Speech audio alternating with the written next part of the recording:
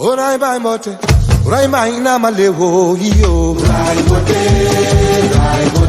iyo. Oh ina lewo, mama ina malewo iyo. Orai mote iyo. Orai bai mote. di ànd ak moom ci lu nice boobu ba léegi nag dara musu cee ñaaw ni ngi koy gérer comme niñ ko daan gérer wootewu ñu violence jàmm lañu woote ak salaam ñëpp ñooñu seedeel violence mais ñun nekkuñ ci violence ñi ngi dëkk Randoulène nag biir Jalooré ci digg Jalooré waaw di wax nag gars yi ñu woote waat jàmm rek non à la violence rek ñu gérer ko ci jàmm ak salaam rek bañ gérer final bi ci jàmm ak salaam ñu jël coupe bi. waaw final bi ñu ngi koy préparé comme niñ ko daan préparé comme niñ daan préparé yeneen match yi ñu ngi koy jël comme match par match rek niñ ko daan jëlee rek waaj ko ndànk-ndànk ci dal ak ci teey yàlla mayñ ci ndam ñu jël coupe bi indi ko fii ci jàmm ak salaam nag lépp ci jàmm ak salaam. Taala barkandoo man maa ngi tudd Maguette Fall dëkk quartier Randoulène Nord di jàppale nag sunu ASC Jalooré bëgg nag ñu jël ndam li indi ko fii rek. man maa ngi leen di ñaan daal bu ñu demee nañ fubal si jàmm dikk si jàmm gañe bit bi indil ñu ko si jàmm ak salaam loolu laa bëgg violence bëgguma benn histoire bu am nañ ko fubal si jàmm gañe ko si jàmm indi ko si jàmm. François Fall dëkk Randoulène Nord nekk délégué bu ASC Jalooré nekk aussi deuxième vice-président bu zone A chargé de la communication. waa jërëjëf As Birame tey wax ci moom dina yaatu ndaxte li ma lay mën a njëkk a wax mooy As Birame doomu Randoulène Nord la dëkk ci bokk ci famille Faye di doomu Pa Cheikh Mahfou Faye ci wàllu deretam muy sëtu Cheikh de Thialaw Seck bu Ngourane ci leneen nit mu nekk mag boo xam ni ci koñ bi la dëkkandoo ak ñun juddoo fii yaroo fii mësul dëkk feneen fu dul Randoulène donc lépp lu mu am tey ci Randoulène la ngay def kooku mooy As Birame. Très bien mu mel ni As Birame dafa ràññeeku ci wàllu social jëm ci quartier Randoulène ak sax yeneen gox yu ko wër est-ce que yow François Fall mun nga ñëw ci action yi. waaw jërëjëf As Birame dafa ràññeeku ci wàllu social dëgg la mën nañ ni tey social. amul kenn koo xamante ni ci quartier bi tey social As Birame féete na ko ci kaw amaana Randoulène y a beaucoup de gens qui font le social loolu am na Randoulène mais As Birame dafa ñëw doon nit koo xam ni mu dem Europe liggéey am ay teraangaam am carnet d'adresse am ak lépp mais dawul quartier bi ci quartier bi la toog ci la dëkk encadré ñu kon kooku it social am lu ñuy mën a ràññeeku la. loo xam ni tout le temps mu ngi ci quartier bi muy matin midi soir et besoin bu mën a taxaw ci quartier bi bu ne toq ci nopp As Birame xamal ni loolu faju na bu fajuwul it à 80% dana mel ni faju na te lépp loo xam ne mooy tawat ak jàngoro ak soxlay doomu Randoulène mu ngi ci. moo tax nag volet social am pàcc yi dafa bari ci lu ci mën a doon rek ci pàcc bu ci ne mën nañ la ci wax loo xam ni xam nañ ko dundandoo ak moom te moom lay def ba tey di ko jëmale ci askan wi.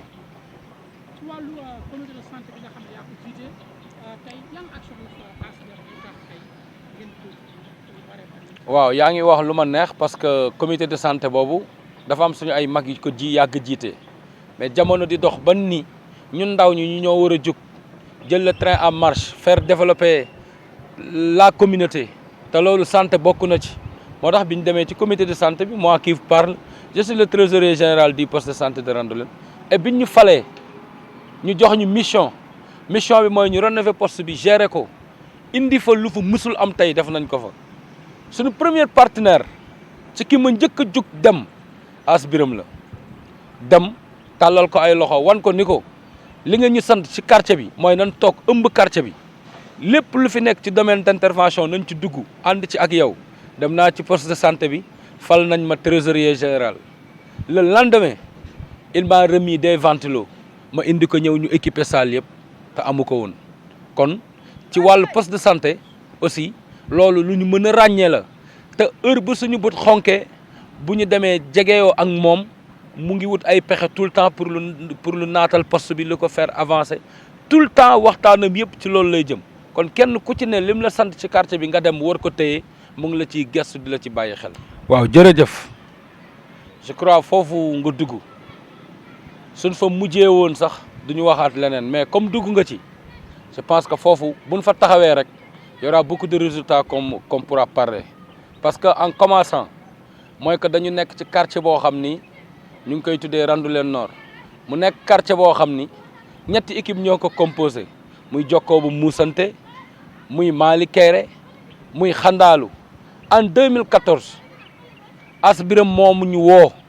man ak sama ay yeneen i mag muy ñoom Zal Fall muy ñoom Assane ñoom Ousmane Fall ñun ñi nga xam ne ñoo bokkandoo woon ak moom Mali Kéré mu ni dama bëgg ngeen jug dem ci koñ bi tey mënatuma gis ci koñ bi am ñetti équipe yoo xam ni benn équipe amu ci ay résultats demu leen phase zonale demu leen phase départementale donc dem leen ngeen waxtaan ngeen fusionner équipe yi bu ngeen waxtaanee ba tënk ñetti équipe yooyu pour fusionner ko su ngeen ñëwee pare naa pour nekk le président de cette grande équipe lépp lu mu laaj ma ne ci ñu yàlla dox ko yàlla jàppale ñu si ñu dox ko en 1 semaine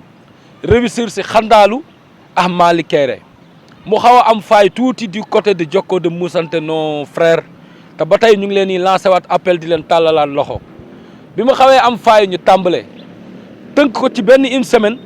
beneen semaine bii ñëw compétition yi tàmbale équipe bi tàmbalee comme ni mu war a tàmbalee il a sorti des millions la mu waxoon mu jëf ko jàppale quartier bi nekk ci ginnaaw équipe bi ba tey jii ma lay wax ak yow nii at mu ñu toll 2014 à nos jours at mu ñu toll da nga naan année bi la As Biram gën a def ay moyens ci équipe bi onk ci sonn ci jaaxlewu si wéetu si mu ànd si ak ay frère am ak ay sœur am quartier bi ñëpp tey yeewu ku ci ne bu équipe bi amee ndam li gën a garaaw mooy équipe bi bu amee ndam buy football su amee ndam ci match ñun balaa ñoo jógee stade suñu yaay yeeg suñu papa yeeg suñu mag yeeg ñëpp ñu ngi kër As Biram toog di ñu xaar kon loolu mooy que dans l'unanimité am na ci ndigal waa quartier bi dans l'unanimité aussi jëfam ci équipe bi ñëpp ràññee nañ ko parce que maire yi bu équipe bi gagné dab si wuñ ñu pour kar ñu ànd ak ñun jubilé ñun heure bu arbitre bi ne feeb Jalooré gagné na ñëpp a ngi kër As Biram buñ ñëwee foofu la ñuy fekk suñu yaay yi man sama yaay du ma ko gis si benn activité muy daw ci lenn ci xumbaay ci mbumbaay mais heure bu Jalooré gagné ak yaayi keneen ñu ngi kër As Biram toogandoo ak moom kon loolu mooy wane ni ngërëmu suñu waajur yi am na ci beneen aussi suñu équipe yooyu dañ nekkoon en rade défaut de moyens défaut d'équipe défaut de regroupement tey ji As Biram il a eu à réussir tout ce pari en 7 ans il a eu à réussir tout ce pari en 7 ans Jalooré bii ñu fermé tey mu nekk fusion Mali Kéré ay Xandaalu des équipes yoo xam ne ku ci ne am nga plus de 40 ans d'existence buñ la nee ñoom ñoo réussir fusionné kon résultat yi ñu am de la bête fusionné nañ en 2014 finalu en 2015 en cadette gagné ko finalu en 2016 en senior gagné zonal bi finalu en 2018 gagné zonal bi finalu en 2021 gagné zonal bi plus ces phases départementales bi ñu mujjee gagné bërki démb devant Cité Lamine phase yoo xam ni biñ koy gagné 16e de finale ñu ngi dóor Grand Standing zone 4B mu war a finaloog Cité Lamine 8e de finale ñu dóor Renaissance bu finaloog Madina Fall quart de finale ñu dóor Diwane bi dóor R100 finale demi finale ñu dóor R100 finale ñu dóor Cité Lamine c'est-à-dire loolu lépp boo koy xool tem da ngay reetaan mais alors que c'est des résultats palpables yoo xam ni moyen lañ ci def unité moo ci am te lam ñu waxoon gis nañ ko tey mooy bu ñu booloo danañ am doole kon booloo boobu tey nag yàlla wane na ko waaye doole bi ci njëkk mooy ñaan gi ñu am ci sunu ay waajur yi ak taxawaayu As Biram ba tey si équipe bi jooyuñu raflewuñu dara manquelewuñu dara tey jii Randoulène lépp lu ñu am ñu ngi koy sante As Biram ak ginnaaw toutes les populations de Randoulène que ça soit les hommes politiques ñëpp tey As Biram da leen regrouper autour de l'essentiel mooy ñu jéem a xool lu suqali suñu quartier mu ngi ci suba ak ngoon guddi ak bëccëg. jërëjëf Omar ñi gërëmaat bu baax waa site Actu Thiès ni xawma ñan ci àdduna la si seen baat àggul ca kaw waaye jàpp nañ ni taxawaayu Actu Thiès ak information fi muy àgg ñun xam nañ ci dara parce que avant de tenir les nawetaan qui devaient se démarrer par les phases nationales biñ naan dina amam du am les CRD se multiplient ainsi de suite kenn trouvé wul lenn interview bi ma def ak yow bi ma ko defee je l'avais fait en tant qu'homme politique mais aussi d'être aussi un acteur du sport thiessois, plus particulièrement étant délégué de l'ODCAV de Thiès. Donc à ce jour-là, je me rappelle bien, c'était un samedi.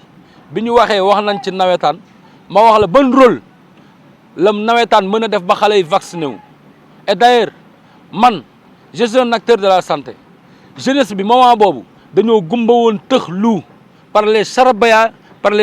venant de certaines personnes ci ay vidéos tax nit ñi kenn gëmuloon vaccination yi. Mais bi ñu imposé nii pour nga jouer nawetaan pour nga démissionner da ngay vacciné wu je crois boobu suñu poste de santé yi ñun ñi nga xam bu ñu xëyoon 5 éléments lan daan am 5 vaccins 5 personnes vaccinées lan daan am à 10 dañ doon xëy di retrouver wu di am ay 50 à même jusqu'à avoir des files yoo xam ni daaw ñu leen sax satisfaire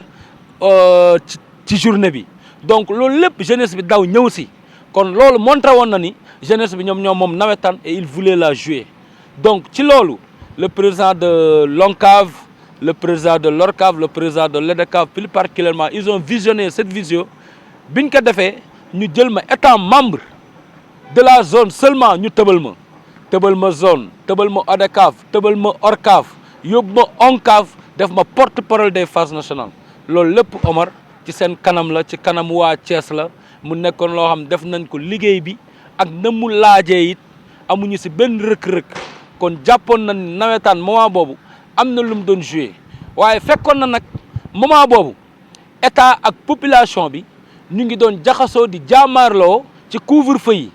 loolu lépp nit ñi tëj bi ñu leen doon tëj la ah manque de conscience bi li ñu doon wax venant de par gauche par droite yoo xam ni da doon jaxase seen xel xale yi mënuñu woon nangule état bi di wax mais bi ci nawetaan dugalee loxoom. État toog na remercier nawetaan ñu élaborer wax ni tant de personnes se sont vaccinées pendant ci période bi et ils ont l'âge d'être nangam ce sont des sportifs loolu lépp ñu nangul ko suñu bopp kon je crois violence boobu continuer woon ci moment boobu ci Covid bi ci moment wu couvre-feu yi xale yi doon ko jaamaarloog nit ñi moom moo continuer wàccaat ci région yi ñu ñëw enchaîner ak phase nationale yi li fi jotoon a xew mu ñëw toppaat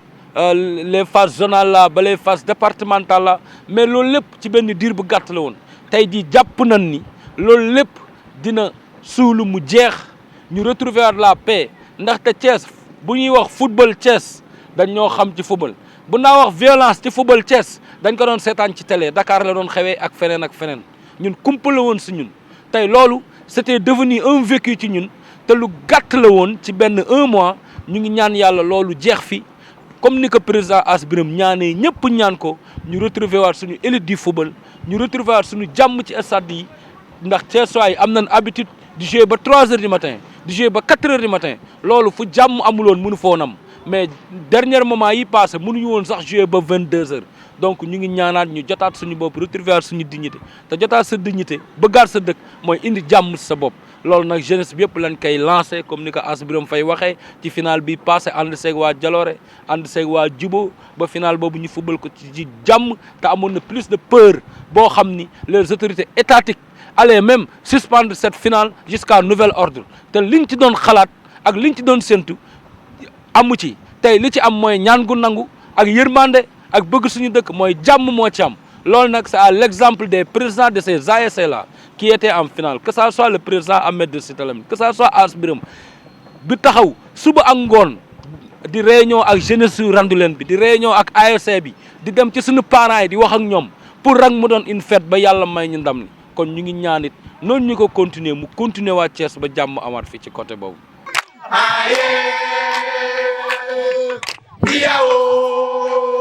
Ass Birame Ass Birame dikkati la aywa di doole di sant yàlla di julli ci yonent bi sallallahu alayhi wa sallam di sant sunu borom bu baax a baax ndaxte nag njiit dafa metti surtout ñu jiital la def la président ASC depuis 2014 ba nëgëni mu nekk président ASC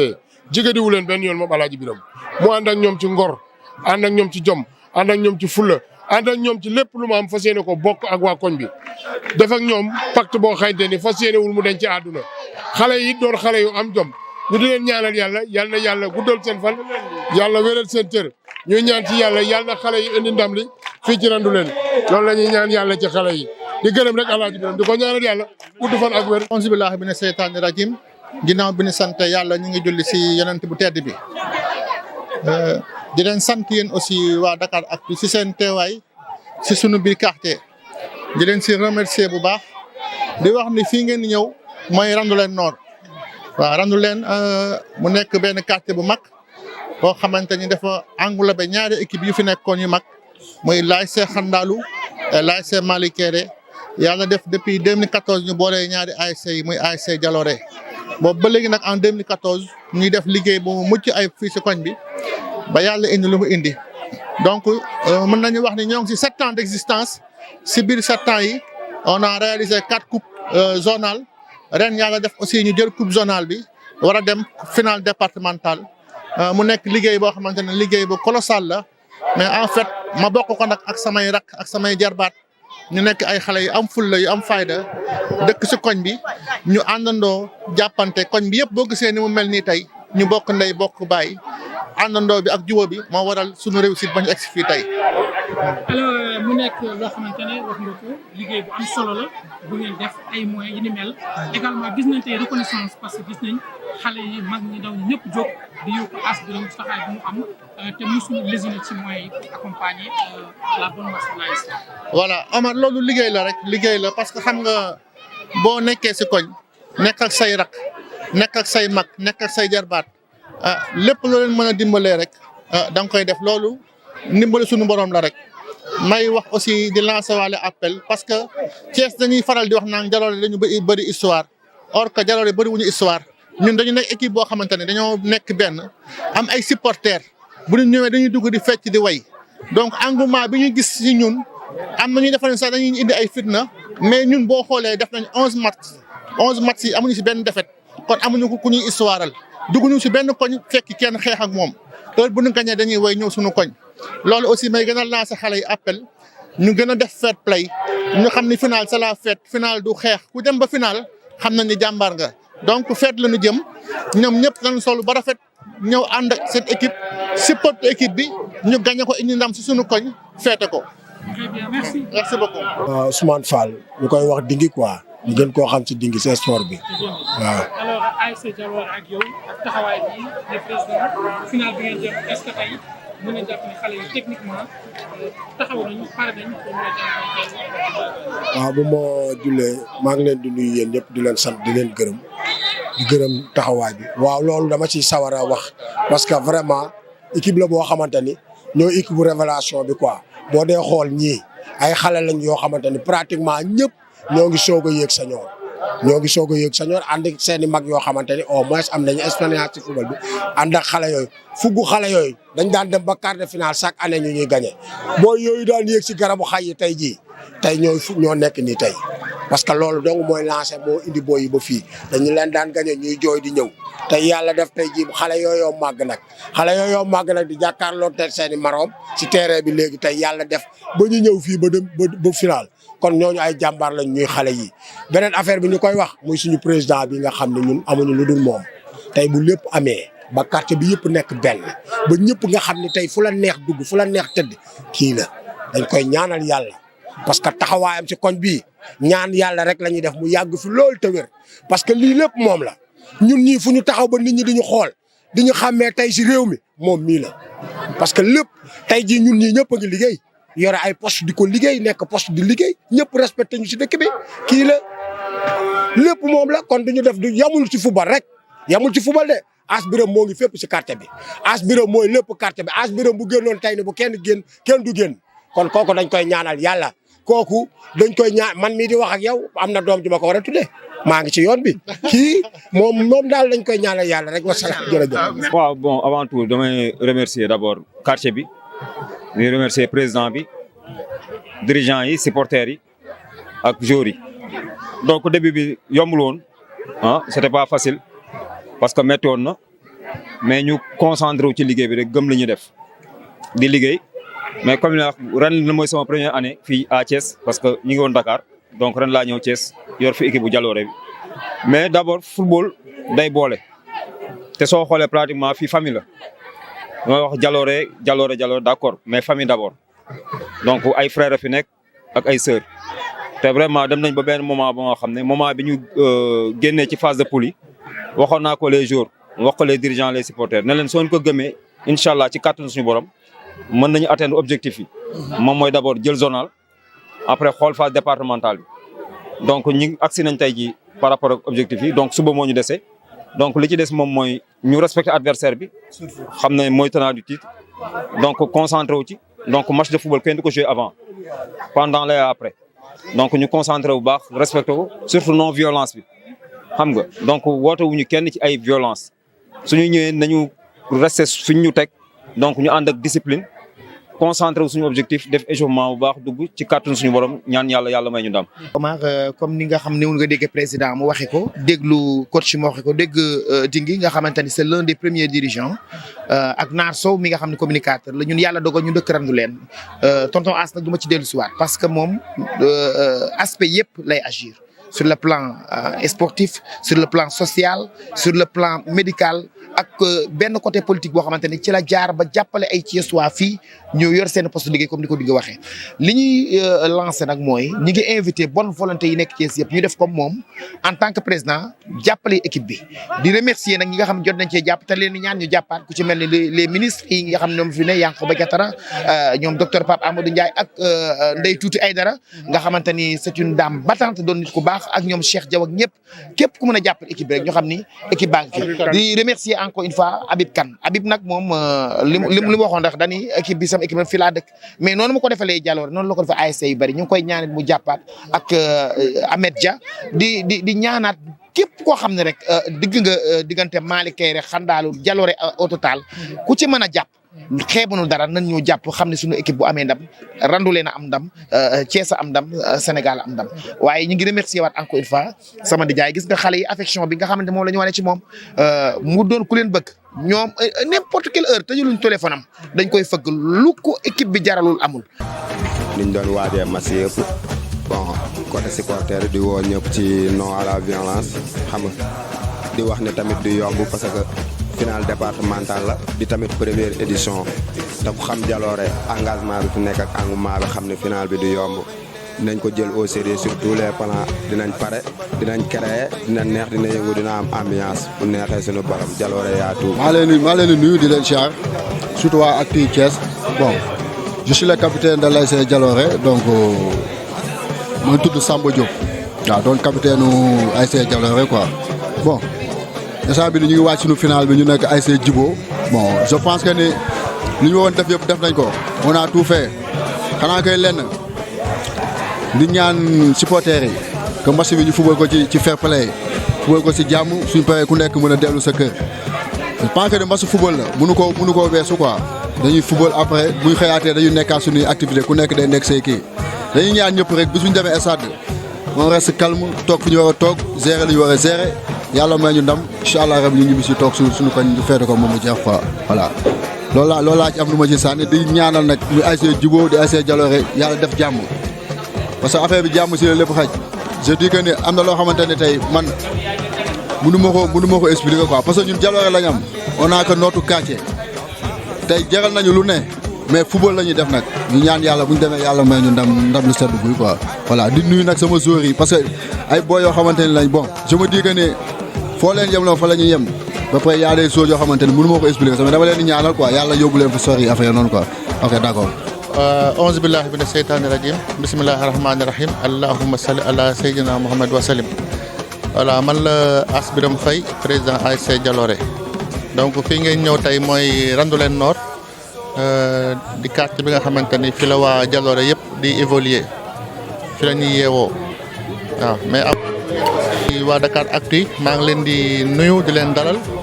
di nuyu seen président nga xam ne man ak moom yàgg nañu sama xarit la tey nag dañuy final ñun ak waa Djibo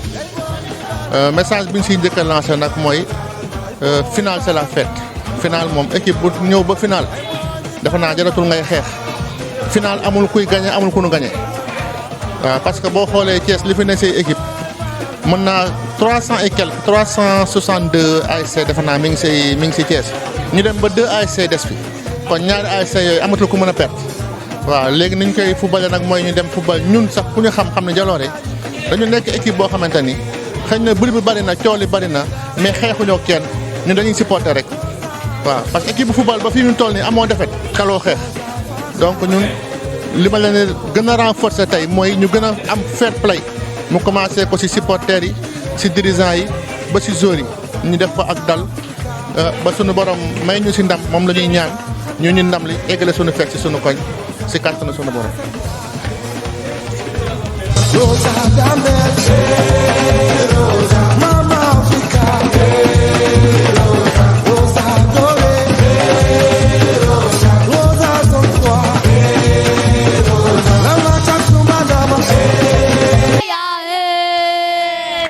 Jalooré digatina, aywa, aywa, aywa, ya ye.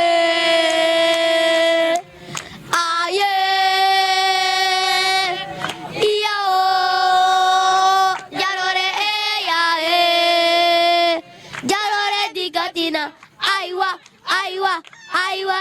ya, Hey boy, Balalma, Hey boy, Balalma,